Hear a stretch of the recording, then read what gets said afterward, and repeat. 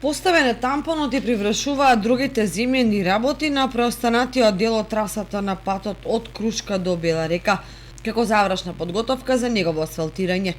Денеска стручни лица од фирмата Стоимено вршеа мерења и планирање на завршните активности. Градоначалникот Лјупче Папазов ја посети трасата со цел да изврши увид до каде се извршени работите.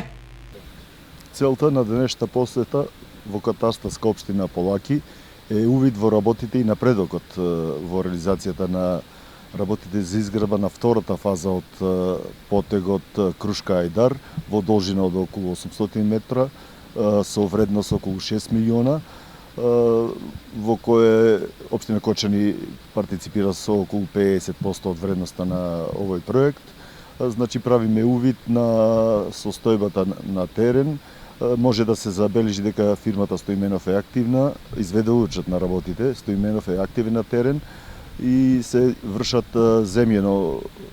земјените работи и поставувањето на рамниците. Очекуваме дека набрзо ќе се влезе и во фаза на асфалтирање на овој потек. Папазов напомена дека ридско-планинските патишта се одржуваат редовно од страна на ангажирана фирма, а на прашањето дали ќе продолжи асфалтирањето на патиштата кон населените места по Соговието, одговори.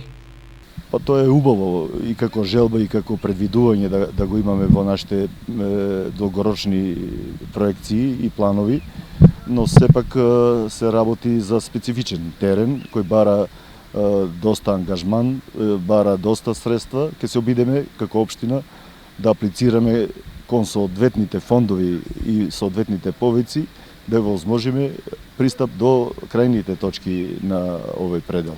Ќе направиме се да ги удостоиме луѓето со пристојни патишта и можност да се доаѓа до крајните точки. Овозможувањето непречена комуникација на локалните жители и оние кои гравитираат кон овдешните села и мала е од особено значење, бидејќи се повеќе се обработува земјата и се развива земјоделието во делот на производството на компири и житарици, овоштарство и пчеларство.